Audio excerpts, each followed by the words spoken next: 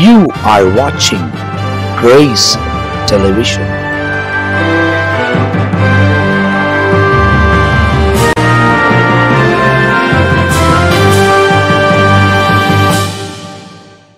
உலகத்தினுடைய மனித சமுதாயத்துக்கு வீழ்ச்சிக்கு காரணமா இருந்த அம்மாவுக்கே அவர் அவ்வளவு தூரம் செய்வாரானால் நாம இன்னைக்கு அவருடைய ரத்தத்தாலே கழுவப்பட்டு நீதிமான்களாக்கப்பட்டிருக்கிறோம். நமக்கு ஆண்டவர் இன்னைக்கு எவ்வளவு செய்வார். நிறைய பேர் ஏவாள் ரொம்ப கேவலமா பேசுவாங்க.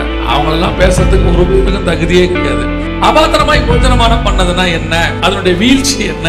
ஆனா சுயாதீன பிரமாணம் எப்போ வந்ததுன்னா வசனம் சொல்லுது, உலக தோற்றம் முதல் அடிக்கப்பட்ட ஆட்டுக்குட்டி. சோ இப்ப ஆண்டவர் இவனுக்கு தோல் உடையில போட்டு என்ன செஞ்சு விட்டாரு, வெளியே அனுப்பிச்சு விட்டாரு. அதான் நியாய பிரமாணம். அந்த மாம்சமும் ரத்தமும் எங்க இருந்துச்சு? தோட்டத்துக்கு உள்ள இருந்துச்சு. இப்ப ஆதாம் எங்க இருக்கிறாரு? ஒரு வசனம் நான் வாசிக்கலாம். கொரிந்தியருக்கு எழுதின முதலாவது நிருபம் 11ஆம் அதிகாரம் 29வது வசனத்தை வாசிங்க. எண்ணத்தினால் எனில் அபாத்திரமாய் போஜனபானம் பண்ணுகிறவன் கர்த்தருடைய சரீரம் இன்னது என்று நிதானித்து அறியாததினால் தனக்கு ஆக்கினை தீர்ப்பு வரும்படி போஜனபானம் பண்ணுகிறான். கண்களை மூடுவோம். நல்ல தகப்பனே, எங்கள் சர்வ வல்லமை உள்ள ஆண்டவரே, இந்த அருமையான நேரத்திற்காக ஸ்தோத்திரம். இந்த 2ஆம் நாள் காலை வேளைக்காக நன்றி அப்பா. இந்த முற்பகல் வேளையிலும் தேவனாகிய கர்த்தர் எங்களோடு கூட பேசுவீராக, இடைவிடுவீராக, வார்த்தைகளை அனுப்புவீராக, வந்திருக்கிற ஒவ்வொருத்தரோடும் கர்த்தர் பேசுவீராக. தகப்பனே, நேற்று தினத்தில் எங்களோடு கூட இடைப்பட்ட தேவன் இந்த நேரத்திலும் இடைப்பட போகிற தயவுக்காய் ஸ்தோத்திரம். ஆசீர்வதியும் வழி நடத்தும் இயேசுவின் நாமத்தில் பிதாவே, அல்லேலூயா. சரி, நேற்று வந்தவங்களில் உங்கள் பாடத்தில் உங்களுக்கு ஏதாவது சந்தேகம் இருக்குதா? நேற்று பாடத்தில் நீங்கள் கேட்கலாம். ஒரு 5 நிமிஷம் நாம் அதுக்கு யூஸ் பண்ணலாம். நேற்று எடுத்த பாடத்தில் உங்களுக்கு ஏதாவது சந்தேகங்கள் இருக்குதா? டவுட் இருக்கா இல்லையா? டவுட் இல்லைன்னா அதுக்கு 2 காரணம் தான். ஒன்று, நான் எடுத்தது உங்களுக்கு நல்லா புரிஞ்சிருக்கணும். இன்னொன்று, ஒன்றுமே புரியாமல் இருந்திருக்கணும். இந்த 2 பேருக்கும் டவுட் இருக்காது. நல்லா புரிஞ்சிருக்கும் நான் நம்ப மாட்டேன். நான் எடுத்தது ஒன்றுமே புரியலையா? நல்லா புரிஞ்சிச்சா? அப்போ நான் கேள்வி கேட்கிட்டா? அதுவும் கேட்கக்கூடாதா? சரி, ரைட், ஓகே.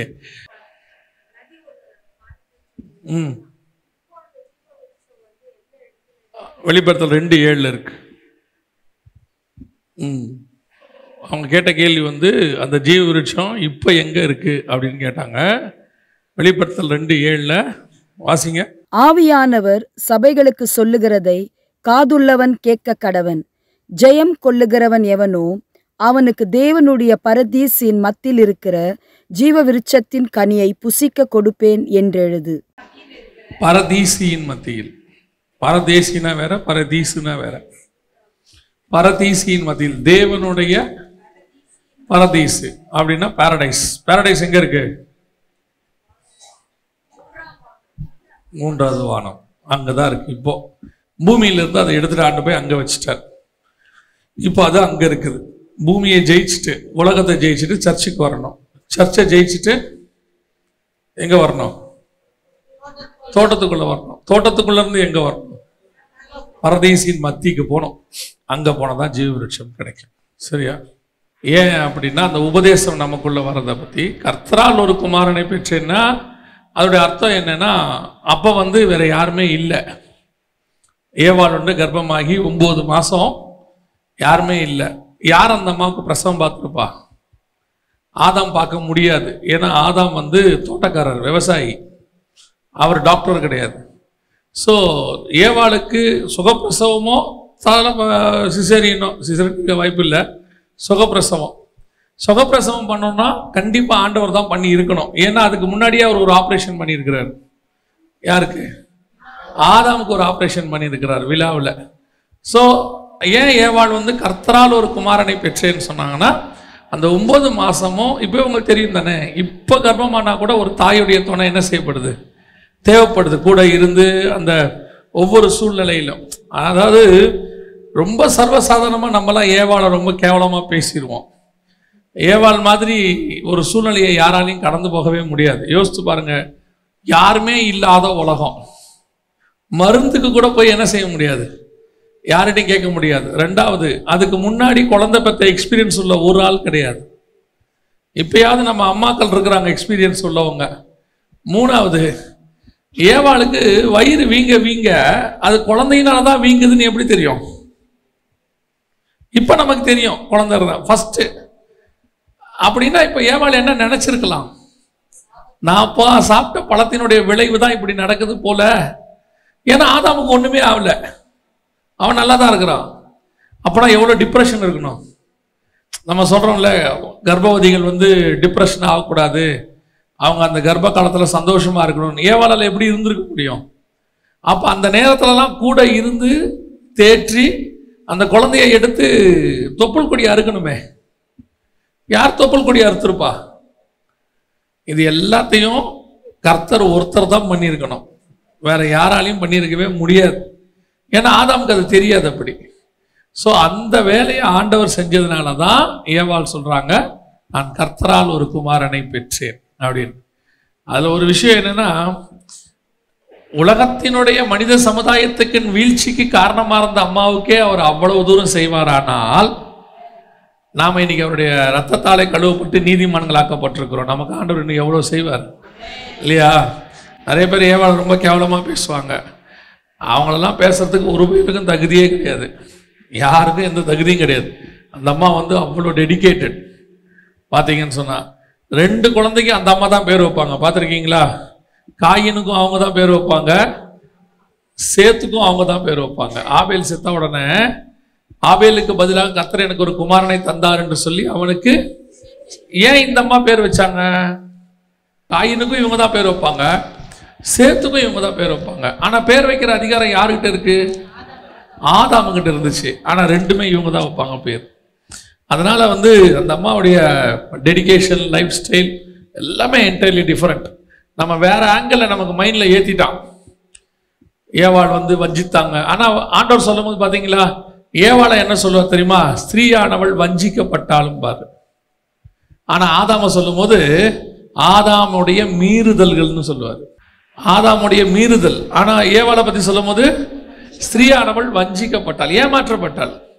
ஆனா ஆதாம் பத்தி சொல்லும் போது அவன் உடன்படிக்கை மீறினான் அப்படின்பார். ஸோ நம்ம யாரையுமே குற்றப்படுத்துறதுக்கு ஒண்ணுமே இல்லை. இப்போ நம்ம எப்படி ஏவாளை போட்டு நம்ம திட்டிகிட்டே இருப்பான், ஏவாளால தான் இவ்வளவு வந்துச்சு, லேடிஸால தான். எந்த ஏவாள் லேடிஸால ஒரு பிரச்சனை வந்துச்சோ, இன்னொரு லேடிஸால, மரியாளால ஆண்டவர் மீட்பை கொண்டு வந்தார். ஒரு பெண்ணால பூமிக்கு பாவம் வந்தது, ஒரு பெண்ணால பூமிக்கு மீட்பு வந்தது. எந்த பெண்ணால ஆரம்பிச்சுச்சோ அதே பெண் சமுதாயத்தால கர்த்தர் மீட்பையும் கொண்டாந்துட்டார். அல்லேலூயா. ஏவாள் தான் பேர் வைக்க ஆரம்பிப்பாங்க. இயேசுக்கு பேர் வச்சதும் யாரு? இயேசுக்கு பேர் வச்சது யாரு? மரியாள் தான் பேர் வைப்பாங்க. ஏன்னா மரியாள்கிட்ட தான் அவன் சொல்லுவான், அவருக்கு இயேசு என்று பேரிடுவாயாக அப்படின்னு சொல்லி. யோசேப்பு கிட்ட சொல்ல மாட்டான், மரியாள்கிட்ட தான் சொல்லுவான் தூதன் ஆனா அதுதான் கடைசியா பேர் வச்சது. அதுக்கப்புறம் இயேசு தான் பேர் வைப்பார் எல்லாருக்கும். அதுக்கு பின்னாடி ஒரு ரகசியம் இருக்கு, பேர் வைக்கிறதுக்கு பின்னாடி ஒரு ரகசியம் இருக்கு. சரி, ஒரு வசனம் வாசிக்கலாம். நம்ம இன்னைக்கு அதில் தான் நம்ம பார்க்க போறோம். நம்ம 1 கொரிந்தியர் 11:29 வாசிச்சோம் இல்லையா? எண்ணத்தினால்வெனில் அபாத்திரமாய் போஜனமானம் பண்ணுகிறவன் கர்த்தருடைய சரீரம் என்னதென்று நிதானித்து அறியாததனாலே தனக்கு ஆக்கினை தீர்ப்பு வரும்படி போஜனபானம் பண்ணுகிறான். இந்த கம்யூனியன் போஜனபானம் 11:29.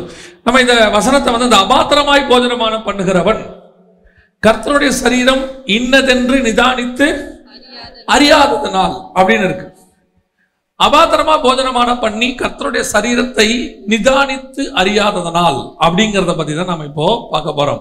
அபாத்திரமாய் போஜனமானம் பண்ணதுன்னா என்ன, அதனுடைய வீழ்ச்சி என்ன, அதனால் ஏற்பட்டதான மாற்றங்கள் என்ன அப்படிங்கிறத பத்தி தான் நம்ம என்ன செய்ய போறோம், இப்ப பார்க்க போறோம். வாசிங்க, நம்ம ஒரு வசனத்தை வாசிக்கலாம்.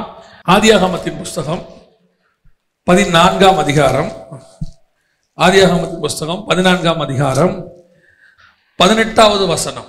அன்றியும் உன்னதமான தேவனுடைய ஆசாரியனாய் இருந்த சாலமேனின் ராஜாவாகிய மெல்கிசேதேக்கு அப்பமும் திராட்சரசமும் கொண்டு வந்து அடுத்த வசனம், அவனை ஆசீர்வதித்து வானத்தையும் பூமியையும் உடையவராகிய உன்னதமான தேவனுடைய ஆசீர்வாதம் ஆபிரகாமுக்கு உண்டாவதாக. உன் சத்துருக்களை உன் கையில் ஒப்பு கொடுத்த உன்னதமான தேவனுக்கு ஸ்தோத்திரம் என்று சொன்னான். யாரை ஆசீர்வதித்தான்? நல்லா ஆபிரகாமையா? ஆபிரகாம் ஆசீர்வதிக்கல, ஆபிராமை ஆசீர்வதிச்சார். அவர் ஆபிரகாமை ஆசீர்வதிக்கல. யார் ஆசீர்வதிச்சாரு? ஆபிராமை ஆசீர்வதிச்சார். நம்ம ஃப்ளோல ஆபிரகாம்னு படிச்சிருவோம். அதை ஆபிராகாம் இல்லை. இப்ப செய்தியே அதுதான். ஆபிராமுக்கும் ஆபிரகாமுக்கும் உள்ளதான வித்தியாசம் தான். கவனிங்க, இப்போ நம்ம எல்லாருக்கும் தெரியும் மெல்கிசேதேக்கு அப்படிங்கிறது. மெல்கிசேதேக்னா என்ன? மெல்கிசேதேக்குங்கிறது யாரை குறிக்குது? மெல்கிசேதேக்கு என்பது வரப்போகிற ஆசாரியத்துவத்தினுடைய முன்னடையாளம். வரப்போற ஆசாரியத்துவத்தினுடைய முன்னடையாளம். இப்போ நியாயப்பிரமாணம் ஃபர்ஸ்டா, இப்ப நம்முடைய கிருபையின் பிரமாணம் ஃபர்ஸ்டா, சுயாதீன பிரமாணம் ஃபர்ஸ்டா, நியாயப்பிரமாணம் ஃபர்ஸ்டா? நியாயப்பிரமாணம் ஃபர்ஸ்ட். ஓகே, நியாயப்பிரமாணம் எப்போ வந்துச்சு? மோசேயின் மூலமாக நியாயப்பிரமாணம் வந்தது, அப்படிதானே? சுயாதீன பிரமாணம் எப்போ வந்தது ஐயா? சும்மா சொல்லலாம், இது ஒன்றும் தப்பு இல்லை, கிளாஸ் தான் இது, நீங்க தைரியமா சொல்லலாம். சுயாதீன பிரமாணம் எப்போ வந்துச்சு? சொல்றவங்க கூட சொல்ல மாட்டீங்களா? இப்போ இயேசு கிறிஸ்துவின் மூலமாய் வந்துச்சு நியாயப்பிரமாணம். ஆனா சுயாதீன பிரமாணம் எப்போ வந்ததுன்னா, வசனம் சொல்லுது, உலக தோற்றம் முதல் அடிக்கப்பட்ட ஆட்டுக்குட்டி. உலக தோற்றம் முதல் அடிக்கப்பட்ட ஆட்டுக்குட்டி. அப்பனா ஆட்டுக்குட்டி எப்போ அடிக்கப்பட்டது? ஏதேன் தோட்டத்தில் அடிக்கப்பட்டுச்சு. இப்போ நேற்று நம்ம பார்த்தோம் இல்லைங்களா? இப்போ ஆதாமுக்கு ஆண்டவர் எதை போட்டு அனுப்பிச்சு விட்டாரு? தோல் உடைகளை போட்டு அனுப்பி விட்டாரு. அப்ப தோல் உடைங்கிறது எதுக்கு அடையாளம்? ஐயோ அப்பா, தோல் உடைங்கிறது எதுக்கு அடையாளம்? நேற்று எடுத்தோமே, அதான் என்ன உடன்படிக்கை? நியாயப்பிரமாணத்தினுடைய அடையாளம். தபசு தோல் போட்டு என்ன செஞ்சாங்க? ஆட்டுக்குட்டியின் தோலை போத்து எதை போத்துனாங்க? ஆசாரிப்பு கூடாரத்தை மூடினாங்க. ஸோ இப்போ ஆண்டவர் இவனுக்கு தோல் உடையில போட்டு என்ன செஞ்சு விட்டாரு? வெளியே அமுச்சு விட்டாரு. அதான் நியாயப்பிரமாணம். ஆனா அதுக்கு முன்னாடியே அந்த ஏதேனுக்குள்ள இன்னொன்று இருக்குது. என்னன்னா, அந்த மாம்சமும் ரத்தமும் அங்கதான் இருக்குது. இவன் வெறும் தோலோட தான் போயிட்டான் இல்லையா? மாம்சமும் ரத்தமும் எங்க தான் இருக்குது? ஒரு ஆடு அடிக்கப்பட்டாச்சுன்னா தோலை இவன் எடுத்துட்டு போயிட்டான்னா மிச்சம் என்ன இருக்குது? மாம்சமும் ரத்தமும். அது எங்க இருக்குது? அது உள்ளே தான் இருக்குது. இங்க ஏதேனுக்குள்ளதான் இருக்கு. அதனாலதான் தோல் உடைகள் நியாயப்பிரமாணத்தோட வெளியே போனவன் திருப்பி தோட்டத்துக்குள்ள வரணும்னா தோல் உடையோட வரணும். நியாயப்பிரமாணம் அவசியம். ஆனால் நியாயப்பிரமாணத்தினால் ஜீவ விருட்சத்திட்ட போக முடியாது. ஜீவ விருட்சத்திட்ட போகணும்னா என்ன வேணும்? அந்த மாம்சமும் ரத்தமும் வேணும். அதுதான் புதிய உடன்படிக்கை நம்ம சொல்றோம். அந்த மாம்சமும் ரத்தமும் எங்க இருந்துச்சு? தோட்டத்துக்கு உள்ள இருந்துச்சு. இப்ப ஆதாம் எங்க இருக்கிறாரு? தோட்டத்துக்கு வெளியே இருக்கிறாரு. எதோட இருக்கிறாரு? தோலோட இருக்கிறாரு. ஆண்டவர் போட்ட தோல் உடை, அதான் நியாயப்பிரமாணம். நியாயப்பிரமாணத்தோட வெளியே இருக்கிறவரு அந்த நியாயப்பிரமாணத்தை சக்சஸ் பண்ணி எது உள்ள வரணும்? ஆமா, மாம்சமும் ரத்தமும் வாங்கணும். அதை வாங்கினாதான் திரைச்சீலை கிழிந்து மகா பரிசுத்த ஸ்தலத்துக்கு போகிற வழி திறக்கும். அப்ப ஜீவ விருட்சத்துக்கு போகிற வழியில நீங்க போகணும்னா கண்டிப்பா என்ன வேணும்? மாம்சமும் ரத்தம் வேணும். அப்ப நியாயப்பிரமாணம் தோட்டத்தை விட்டு ரெண்டாவதா வெளியே வந்துச்சு. தோலோட வெளியே வரும்போது ரெண்டாவது. உள்ளேயும் ஃபர்ஸ்ட் என்ன இருக்குது? மாம்சமும் ரத்தமும் உள்ள இருக்கு. அதை தான் வசனம் சொல்லுது, உலக தோற்றம் முதல் அடிக்கப்பட்ட ஆட்டுக்குட்டி. ஸோ சுயாதீன பிரமாணம் தான் ஃபர்ஸ்ட் வந்தது. புரியுதா? நியாயப்பிரமாணம் ரெண்டாவது வந்தது. இப்போ நீங்க சொன்னீங்க நியாயப்பிரமாணம் யார் மூலமா வந்துச்சு? மோசே மூலமா வரும்போது, சீனாய் மலையில வரும்போது ஏறக்குறைய 2000 வருஷம். உலகம் உண்டாகி 2000 வருஷம். அந்த 2000 வருஷத்துக்கு முன்னாடியே என்ன இருக்குது? என்ன பிரமாணம் இருக்குது? சுயாதீன பிரமாணம் இருக்குது. மாம்சம் ரத்தத்துக்குரிய பிரமாணம் இருக்கு. பைபிள்ல சில விஷயங்கள் நீங்க வெறும் சம்பவங்களா படிக்கிறீங்க, சரியா? சம்பவங்களா படிக்க படிக்க படிக்க உங்களுக்கு அது வெறும் ஹிஸ்டரி, சம்பவம். ஆனா அதுக்கு பின்னாடி ஒரு ஸ்பிரிச்சுவல் டைமென்ஷன் இருக்கும். அந்த டைமென்ஷனுக்காக தான் கர்த்தர் அதை கொடுத்து வச்சிருக்கிறார். இப்போ நோவாவுடைய வாழ்க்கையில எவ்வளவோ சம்பவம் நடந்துச்சு. நடந்த போது எதையுமே குறிப்பிடாம நோவா திராட்சரசம் குடித்து வெறித்திருந்தார். போய் சேம் காம் யாபேத்தில் காம் போய் அதை பார்த்தான் அப்படின்னு சொல்லி அந்த ஒரு சம்பவம் மட்டும் இருக்கு. ஏன் இருக்குன்னா அதுக்கு பின்னாடி தான் ஸ்பிரிச்சுவலே இருக்கு. இப்போ ஆண்டவர் நோவாவை பார்த்து ஒரு வார்த்தை சொன்னாரு. என்ன வார்த்தை சொன்னாரு? நீ மாம்சத்தை ரத்தத்தோடு புசிக்க கூடாதுன்னு சொன்னாரு. மாம்சத்தை ரத்தத்தோடு புசிக்க கூடாது அப்படின்னு. இதை நம்ம எப்படி எடுத்துக்கிறோம் அப்படின்னு கேட்டா வெறும் சாப்பாட்டுக்கு எடுத்துக்கிறோம். கர்த்தருடைய வார்த்தை வெறும் சாப்பாட்டுக்கு மட்டும் இல்லை. மாம்சத்தோடு ரத்தத்தை நீ ஏன் இப்போ புசிக்க கூடாது அப்படின்னு கேட்டா உனக்கு இப்போ பிரமாணம் வரப்போகுது. என்ன பிரமாணம் வருது? ஃபர்ஸ்ட் நோவா கிட்ட தான் கர்த்தர் சொல்றாரு. என்ன பிரமாணம்? உன் சகோதரனுக்கு நான் பழி வாங்குவேன், ரத்தத்துக்கு நான் பழி வாங்குவேன்ங்கிற பிரமாணமே ஃபர்ஸ்ட் அப்பதான் வருது. அதுக்கு முன்னாடி என்ன கிடையாது? பிரமாணம்னு ஒண்ணு கிடையாது, லான்னு ஒண்ணு கிடையாது. 9ஆம் அதிகாரத்தில் நீங்க வாசிச்சு பாருங்க. ஆதியாகமத்தின் புஸ்தகத்துல ஆண்டவர் சொல்லும் போது நோவாவை பார்த்து சொல்ற ஒரு வார்த்தை, நீ என்ன செய்ய? 9ஆம் அதிகாரம் 4வது வசனம், மாம்சத்தை அதன் உயிராகிய இரத்தத்தோட புசிக்க வேண்டாம். மாம்சத்தை ரத்தத்தோடு புசிக்க. இப்ப நாம என்ன சாப்பிட்டுக்கிட்டு இருக்கோம்? இப்ப நாம என்ன சாப்பிட்டுக்கிட்டு இருக்கிறோம்? பிரமாணத்துல சர்ச்சில் உங்களுக்கு என்ன கொடுக்குறாங்க? கொஞ்சம் ஸ்பிரிச்சுவல் மைண்டுக்கு வாங்க. வெறும் சாப்பாட்டில் யோசிக்காதீங்க, ஸ்பிரிச்சுவல் மைண்டுக்கு வாங்க. இப்போ நாம சர்ச்சில் நமக்கு என்ன கொடுக்குறாங்க? கம்யூனியன்ல மாம்சத்தையும் ரத்தத்தையும் சேர்த்து சாப்பிட்டுக்கிட்டு இருக்கிறோம். நோவா கிட்ட என்ன சொல்றாரு? மாம்சத்தையும் ரத்தத்தையும் சேர்த்து சாப்பிடாதன்னு சொல்றாரு. புரியுதா? மாம்சத்தையும் ரத்தத்தையும் சேர்த்து சாப்பிடாத. அடுத்து என்ன சொல்ற? அடுத்த வசனம் என்ன ஆரம்பிக்குது பாருங்க. உங்களுக்கு உயிராய் இருக்கிற உங்கள் ரத்தத்திற்காக பழி வாங்குவேன். இதான் பிரமாணம் வருது. பழி வாங்குதல் பிரமாணம். நியாய பிரமாணம் இப்பதான் ஃபர்ஸ்ட் ஆரம்பிக்குது. நியாய பிரமாணம் இப்பதான் ஆரம்பிக்குது. ஆரம்பிக்கும் போது அதற்கான முறையை சொல்றாரு நோவா கிட்ட. நம்ம இதை வெறும் அதான் எப்பவும் சொல்லுவேன், வசனத்தினுடைய ஆவியானவருடைய டைமென்ஷன் ஒன்று இருக்கு. ஏன்னா அவர் தான் எழுதினார் பாருங்க. வேத வாக்கியங்களெல்லாம் தேவ ஆவியானவராலே அருளப்பட்டிருக்கிறது. அந்த டைமென்ஷன்ல அதை நீங்க படிச்சா மட்டும்தான் அது உங்களுக்கு புரியும். இவங்கிட்ட வந்து சொல்லும் போது சாப்பாட்டை ரத்தத்தோட சாப்பிடாத அப்படின்னு சொல்றாரு. மாம்சத்தை ரத்தத்தோடு புசிக்க வேண்டாம். உங்க லைஃப்ல மாம்சத்தை ரத்தம் இல்லாம புசிக்கவே முடியாது, தெரியுமா? நீங்க எவ்வளவு கழுவினாலும் அதுல ஒரு டிராப் ரத்தம் கண்டிப்பா இருக்கும்.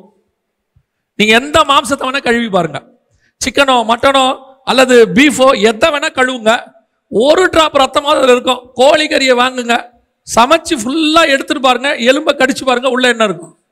ரத்தம் இருக்கும். அப்ப ரத்தம் இல்லாம உங்களால என்ன பண்ண முடியாது. அப்ப கர்த்தர் பேசுறது இதை பத்தி இல்ல, இதை பத்தியே இல்ல. ஆண்டவர் சொல்றது மாம்சத்தோடு ரத்தத்தையும் சேர்த்து சாப்பிடாத. அதோட அர்த்தம் என்னன்னா, மாம்சம் என்பது வார்த்தை,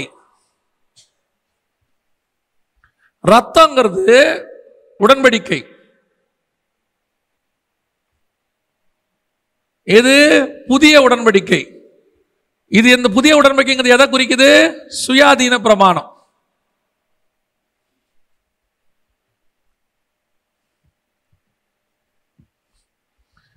இந்த பிரமாணம் இயேசு வரும்போது தான் நீங்க சாப்பிடணும். இந்த பிரமாணத்தை இயேசு வரும்போது தான் நீங்க திராட்சை ரசத்தை என்ன செய்யணும்? ரத்தத்தை சாப்பிடணும். அது வரைக்கும் உங்களுக்கு வார்த்தை உண்டு. வார்த்தை என்னது? நியாய பிரமாணம். அப்பத்தை சாப்பிடலாம், வார்த்தை கிடைக்கும், ஆண்டவர்கிட்ட இருந்து நியாய பிரமாணம் வந்துடும். ஆனா உடன்படிக்கை கிடைக்காது. புரியுதா இப்ப உங்களுக்கு? இப்ப ஆண்டவர் இப்ப மரியாள் வராங்க. மரியாள் வந்து கேட்கிறாங்க. என்ன கேட்கிறாங்க? கானா ஊர் கல்யாணத்துல யோவான் 2ஆம் அதிகாரத்துல ஏன் திராட்சை ரசத்தை இயேசு கிட்ட வந்து கேட்டாங்க? இயேசு பந்து விசாரிப்புக்காரரா? இல்ல. இயேசு அதுக்கு முன்னாடி அற்புதம் செஞ்சிருக்கிறாரா? இல்ல. நான் சொல்றது புரியுதா? ஏன் இந்த அம்மா வந்து அவர்கிட்ட கேட்டாங்க? அவர்களுக்கு திராட்சை ரசம் குறைவுபட்டிருக்கிறது. 2ஆம் அதிகாரம் யோவான் எடுத்துக்கொள்ளுங்க. திராட்சை ரசம் குறைவுபட்டிருக்கிறது. ஏன் கேட்டாங்க அவங்க கிட்ட? வந்து சம்பந்தமே இல்லாம. ஒரு திராட்சை ரசம் குறைவுபடும் போது ஆட்டோமேட்டிக்கா எல்லாருக்கும் தெரியும், யோ இன்னும் ஒரு ஒரு ஒரு அண்டாதாயா மிச்சம் இருக்குது, பந்தி நிறைய போயிட்டு இருக்குது, திராட்சை ரசம் தேவைப்படும், ரெடி பண்ணுங்கன்னு அவனே ரெடி பண்ணுவான். ஆனா இந்த அம்மா பந்தி விசாரிப்புக்காரனை விட்டுருச்சு. சமையல்காரனை விட்டுருச்சு, நேரா இயேசுநாதர்கிட்ட வருது. இயேசுநாதர் எங்க நிக்கிறாரு? இயேசுநாதர் நிக்கிற இடம் எங்க? வெளியே, கல்யாண வீட்டில் இல்ல, வெளியே நிக்கிறாரு. நிக்கிறவர்கிட்ட வந்து கேக்குது, அவர்களுக்கு திராட்சரசம் இல்லை. இப்ப இயேசு அந்த இடத்துல சூப்பரா ஒரு வேர்டு சொல்வாரு. என்ன வேர்டு? என்ன சொல்றாரு? அதற்கு இயேசு, ஸ்திரீயே. ஏன் ஸ்திரீயே? ஏன் ஸ்திரீயே? அம்மான்னு ஏன் கூப்பிடல? இல்ல, இயேசு எப்பவுமே அம்மான்லாம் கூப்பிட மாட்டாரு, அப்படிலாம் சொல்லாதீங்க. அந்த கானாவூர் கல்யாணம் முடிஞ்ச உடனே பாருங்க, இயேசு தன் தாயாகிய மரியாளுடன் இருக்கும். அந்த கானாவூர் கல்யாணத்தினுடைய சம்பவம் முடிஞ்ச உடனே இயேசு தன் தாயாகிய மரியாளுடனும் சில காலம் அந்த ஊரிலேயே தங்கி இருந்தார்னு இருக்கும். அவருடைய தாயாரும் அவருடைய சகோதரரும் அவருடைய சீஷரும் அங்கே சில நாள் தங்கி இருந்தார்கள். அப்ப தாயாருங்கிற வேர்டு வருது இல்ல? ஏன் இங்க மட்டும் ஸ்திரீயேன்னு கூப்பிடுறாரு? உடனே நம்மால அத்தனை பேரும் பாருங்க, இயேசு மரியாதை திட்டாரு, பெண்ணேன்னு கூப்பிட்டுட்டாரு, கண்டம் பண்ணிட்டாரு. இல்லைங்க, இயேசுநாதர் அப்படிப்பட்ட ஆளெல்லாம் கிடையாதுங்க. ஸ்திரீயைக்கு பின்னாடி என்ன இருக்கு தெரியுமா? ஸ்திரீயைக்கு பின்னாடி என்ன தெரியுமா இருக்குது? கவனிங்க. இப்ப இந்த அம்மா வந்து யாருக்காக திராட்சரசம் கேட்கிறாங்க? யூதர்களுக்காக கேட்கிறாங்க. இந்த அம்மா யாருன்னு கேட்டா, நியாயப்பிரமாண காலத்தின் சபையினுடைய முடிவு. அது எப்படிங்க நீங்க சொல்றீங்க? இப்போ ஆதியாகமம் 3:15 வாங்க. இப்ப ஆண்டவர் என்ன சொன்னார் சர்பத்தை பார்த்து? உன் வித்துக்கும் அவள் வித்துக்கும், உனக்கும் ஸ்திரீக்கும், உன் வித்துக்கும் அவள் வித்துக்கும், உனக்கும் ஸ்திரீக்கும் உன் வித்துக்கும் அவள் வித்துக்கும் பகை உண்டாக்குவேன். அப்ப சர்பத்தின் வித்து யாருங்க? வளர்றத பாரு. சர்பத்தின் வித்து யாருன்னா ஸ்திரீயா. சர்பத்தின் வித்து யாரு? அந்தி கிறிஸ்து. ஸ்திரீயின் வித்து யாரு? இயேசு கிறிஸ்து. இப்ப இவரு யாரு இங்க நிக்கிறது? ஸ்திரீயினுடைய வித்து நிக்குது. இந்த அம்மா தான் ஸ்திரீ. இந்த அம்மா தான் நியாயப்பிரமாண காலத்தினுடைய சபை. இப்ப இந்த அம்மா யாருக்காக வந்து கேட்கிறாங்க திராட்சரசத்தை? திராட்சரசம் என்பது உடன்படிக்கை. புரியுதா? திராட்சரசம் இந்த அம்மா கேட்கிறாங்க, யூதர்களுக்கு என்ன கொடுங்க? திராட்சரசம் கொடுங்க, உடன்படிக்கை கொடுங்க. இப்ப இயேசு சொல்றாரு, ஸ்திரீயே. ஸ்திரீயேனா நியாயப்பிரமாண கால சபையே. உனக்கும் எனக்கும் என்ன? இது யாருக்குரியது? சுயாதீன பிரமாணம் யாருக்குரியது? புறஜாதியாருக்குரியது. இது உனக்கு எனக்கும் இல்ல. உனக்கும் எனக்கும் என்ன? என் வேலை இன்னும். திராட்சரசம் எடுத்து சீஷர் கையில கொடுக்கும்போது இயேசு என்ன சொல்லி கொடுத்தாரு? தன் வேலை வந்தது என்று சொல்லி இயேசு அப்பத்தை எடுத்து பிட்டு, இதை வாங்கி புசிங்கள், இது உங்களுக்காக விற்கப்படுகிற என்னுடைய சரீரமாக இருக்கிறது என்றார். கரெக்டா அதை கொடுக்கும்போது இயேசு கரெக்டா ஒரு வார்த்தை சொல்வார். என்ன வார்த்தை சொல்வாரு? என் வேலை வந்ததென்று சொல்லி. இப்ப மரியாள்கிட்ட என்ன சொல்றாரு? என் வேலை இன்னும் வரவில்லை. இப்படி சொன்ன உடனே ஒரு நார்மல் தாயா இருந்தா என்ன பண்ணும்? டென்ஷன் ஆகி போகணுமா? போகணும் தானே. ஆனா மரியாள் என்ன தெரியுமா சொன்னாங்க? அவருடைய தாய், அவர் உங்களுக்கு என்ன சொன்னாரோ அதன்படி செய்யுங்கள். இப்ப இவன் யார் சொன்னபடி செஞ்சிருக்கான்? யூதன். இதுவரைக்கும் யூதன் யார் சொன்னபடி செஞ்சிருக்கான்? மோசே சொன்னபடி செஞ்சிருக்கிறான். நியாயப்பிரமாணம். இப்ப சொல்றாரு, மோசே சொன்னபடி செஞ்ச பிரமாணம் முடிஞ்சிருச்சு. நியாயப்பிரமாணம் ஓவர், முடிஞ்சிருச்சு. இனி இவர் சொல்லுகிறபடி செய்யுங்கள். இவர் சொல்லுகிறபடி செஞ்சா புதிய உடன்படிக்கை உங்களுக்கு கிடைக்கும். புரியுதா? இப்ப இவர் சொல்லுகிறபடி செய்யணும்ன்ற முடிவு வந்த உடனே இயேசு சொல்றாரு, கற்சாடிய நிரப்பு. ஏன் கற்சாடி? என்னது? சுத்திகரிக்கிற முறைமையின்படி இருக்கிற கற்சாடி. கற்சாடி எதுக்கு அடையாளம்? மனுஷனுக்கு அடையாளம். மண்ணில் செய்யப்பட்டது. இப்ப என்ன பண்ணோம்? தண்ணியில நிரப்பு. ஏன் தண்ணியில நிரப்பு? அதான் ஞானஸ்தானம். சுத்திகரிப்பு பண்ணு. இப்ப நீ போ, உனக்கு உடன்படிக்கை கிடைக்கும். ஞானஸ்தானம் எடுத்தவனுக்கு என்ன கிடைச்சிச்சு? இயேசு கிறிஸ்துவின் மூலம் உடன்படிக்கை கிடைச்சிச்சு. அந்த ஞானஸ்தானத்தை கொடுத்து ரெடி பண்ணி வச்சாரு. யாரு? யோவான் ஸ்நானகன். இப்ப அவர் மூலமா என்ன கிடைச்சிச்சு? இயேசு மூலமா. இப்ப இயேசுடைய விழாவில் குத்துறவன என்ன வந்துச்சு? தண்ணீரும் திராட்சரசமும் தண்ணியும் வெளியே வந்துச்சு. இதான் இங்க நடந்துச்சு. புரியுதா? ஒவ்வொரு சம்பவத்துக்கு பின்னாடியும் ஆவியானவருடைய வியூ இருக்கு. எந்த ஒரு சம்பவமும் அங்க சம்பவமா ஹிஸ்டரியா கிடையவே கிடையாது. அங்க கொடுத்ததுக்கு பின்னாடி ஹெவனுடைய சீக்ரெட் ஒன்று இருக்கும். அதை தேடி கண்டுபிடிச்சு படிக்க வேண்டியதுதான் சபையினுடைய வேலை. புரியுதா? நாம வெறும் அதை காணா ஊர் கல்யாணம் தண்ணி திராட்சை ரசமா மாறிச்சு அப்படின்றதோட நிறுத்திக்கிறோம். ஆனா உண்மை என்னன்னா, இந்த இடத்துல என்னன்னா, சபையே, நியாயப்பிரமாண சபையே, உனக்கும் எனக்கும் என்ன, இந்த திராட்சை ரசம் உடன்படிக்கை உங்களுக்குரியது இல்லை. நான் வெளியே நிற்கிறேன். எங்க வெளியே? இயேசு புறம்பே சிலுவையில் அறையப்பட்டார். நான் வெளியே நிற்கிறேன். எனக்கு இது உங்களுக்கு வராது. அப்ப அந்த அம்மா சொல்லுச்சு, யூதர்களே, உங்களுக்கு வேணும், இந்த உடன்படிக்கை வேணும்னா இவர் சொல்றபடி செய்யுங்க, அப்பதான் உங்களுக்கு கிடைக்கும். அவங்க இது வரைக்கும் மோசே சொன்னபடி சுத்திகரிப்பு செஞ்சவங்க, இப்ப இயேசு சொல்றாரு, இப்ப நான் சொல்றபடி சுத்திகரிப்பு செய். அவ்வளவுதான் விஷயம். ஒவ்வொருத்துக்கு பின்னாடியும். இப்ப இங்கே வாங்க, நோவா கிட்ட வந்துருங்க. நோவா கிட்ட வரும்போது என்ன நடக்குது? ஆண்டவர் சொல்றாரு, மாம்சத்தையும் ரத்தத்தையும் சேர்த்து சாப்பிடாத. ஏன் சாப்பிடாத? உனக்கு இப்ப நான் வெறும் நியாயப்பிரமாணம் தான் கொடுப்பேன், வார்த்தை தான் கொடுப்பேன், பழி வாங்குதல், சகோதரனுக்கு பழி வாங்குவேன், ஆனா உடன்படிக்கை உனக்கு கிடையாது. நல்லா கவனிச்சிங்களா? ஆதாமு கிட்ட சொல்லும் போது ஆண்டு கொள்ளுங்கள்னு சொன்னாரா? 1:28 நோவா கிட்ட ஆண்டு கொள்ளுங்கள்னு சொல்ல மாட்டாரு. பார்த்திருக்கீங்களா? 9ஆம் அதிகாரம் என்ன சொல்றாரு பாருங்க. ஆண்டவர் சொல்ற வார்த்தையை நல்லா கவனிச்சு பாருங்க. ஆதியாகமத்தில் சொல்லும் போது 9ஆம் அதிகாரம் 1வது வசனம். பின்பு தேவன் நோவாவையும் அவன் குமாரரையும் ஆசீர்வதித்து, நீங்கள் பலுகி பெருகி பூமியை நிரப்புங்கள், உங்களை பற்றிய பயமும் அச்சமும் பூமியில் உள்ள சகல மிருகங்களுக்கும் ஆகாயத்தில் உள்ள சகல பறவைகளுக்கும் உண்டாயிருக்கும், பூமியிலே நடமாடுகிற யாவும் சமுத்திரத்தின் மச்சங்கள் யாவும் உங்களுக்கு கையளிக்கப்பட்டன. உங்ககிட்ட கொடுத்துருக்கேன், அவ்வளவுதான். ஆளுகை கிடையாது. ஆனா ஆதாம்கிட்ட என்ன இருந்துச்சு? ஆளுகை இருந்துச்சு. இந்த ஆளுகை திருப்பி வரணும்னா இயேசு வந்து சாத்தானை ஜெயிச்சாதான் ஆளுகை வரும். ஏன்னா ஆளுகைய சாத்தாங்கையில யார் கொடுத்துட்டான்? ஆதாம் கொடுத்துட்டான். இப்ப ஆளுகையே கிடையாது. அந்த உடன்படிக்கை வந்தாதான் ஆளுகை வரும். இப்ப நல்லா கவனிச்சு கொள்ளுங்க. மோசே கிட்ட ஆண்டவர் நோவா கிட்ட சொல்றாரு, நீ வெறும் மாம்சம் மட்டும் சாப்பிடு, என்னத்தை சாப்பிடாத. இந்த ஸ்பிரிச்சுவல் அறிவு யாருக்கு இல்ல? நோவா கிட்ட இல்ல. நோவா கிட்ட இல்லைன்னு அவர் என்ன பண்ணிட்டாரு? திராட்சை ரசம் குடித்தார். உடன்படிக்கைய அபாத்திரமாய் போஜனமானம் பண்ணதுக்கான அடையாளம். புரியுதா? அபாத்திரமா போஜனம் பண்ண உடனே, பானம் பண்ண உடனே என்ன வந்துருச்சு? நிர்வாணம் வந்துருச்சு. அவன் அபாத்திரமா போஜனம் பண்ண உடனே ஆதாமுக்கு என்ன வந்துச்சு? நிர்வாணம் வந்துச்சு. அவன் அங்க போஜனம் பண்ண உடனே வந்தது என்னது? நிர்வாணம். கர்த்தர் கேட்டாரு, உனக்கு நிர்வாணம் என்று அறிவித்தவன் யார்? நோவா இங்க பானம் பண்ண உடனே வந்தது என்ன? நிர்வாணம். நிர்வாணம் என்று அறிவித்தவன் காம். Same concept. ஆதாமுக்கு தோட்டம், இவனுக்கு கூடாரம். அங்க ஆரம்பிச்சு ஆதாம் நோவாவோட எல்லாத்தையும் க்ளோஸ் பண்ணி கழுவி ரெடி பண்ணி திருப்பி அவன் கையில கொடுத்தாரு. அவன் தோட்டத்துக்குள்ள எப்படி ஏமாந்தானோ இவன் கூடாரத்துக்குள்ள ஏமாந்துட்டான். அவ்வளவுதான். அவன் சாப்பிடக்கூடாததை சாப்பிட்டான், இவன் குடிக்க கூடாத குடிச்சான். அபாத்திரமாய் போஜனமானம் பண்ணுகிறவன். வேலை முடிஞ்சிச்சு. வாஸ்தவம் இல்லையா? அபாத்திரமாய் போஜனமானம். அவன் போஜனம் பண்ணா, இவன் பானம் பண்ணான். அப்படி பண்ணா என்ன ஆகும்?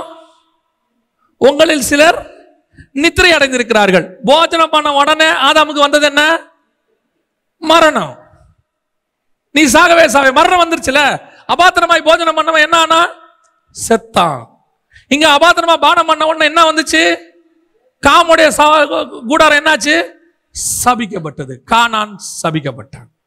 அங்கேயும் சாபம் வந்துச்சு, இங்கேயும் சாபம் வந்துச்சு. அவ்வளவுதான். அப்ப இந்த அப்பத்தையும் ரசத்தையும் புசிக்கும் போது, அப்பத்தையும் ரசத்தையும் புசிக்கும் போது உங்களுக்கு ஆவிக்குரிய அறிவு இருக்கணும். ஆண்டவர் கொடுக்கிற ஒவ்வொன்றுத்துக்கு பின்னாடியும் ஸ்பிரிச்சுவலிட்டி இருக்குது. பழம் சாப்பிட வேணான்னு சொன்னாரு. ஓ, இந்த பழத்தை ஏன் சாப்பிட வேணாம்னு சொன்னாரு? பார்வைக்கு இன்பம் புசிப்பு கேட்டது, சாப்பிட்டு தான் பார்ப்போமே. இல்ல தம்பி, அது பழம் அல்ல. பழத்துக்கு பின்னாடி கர்த்தருடைய திட்டம் ஒண்ணு இருக்கு. ஏன் ஆண்டவர் ரத்தத்தோட புசிக்க வேணாம்னு சொன்னாரு? அப்ப திராட்சை ரசத்தை சாப்பிட்டா என்ன? நீ சாப்பிடக்கூடாது. அபாத்திரமா போஜனமானம் பண்ண கூடாது. இப்பவும் நம்ம கையில அப்படித்தான் சொல்லி கொடுக்கிறார் ஆண்டவர். அப்பத்தையும் ரசத்தையும்.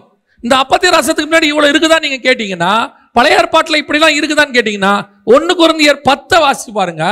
இந்த 11ல உடன்படிக்கையை கொடுக்கறதுக்கு முன்னாடி பவுல் தெளிவா பழைய ஏற்பாட்டுல அப்பமும் ரசத்தை பத்தி எழுதித்தான் உள்ள வராரு.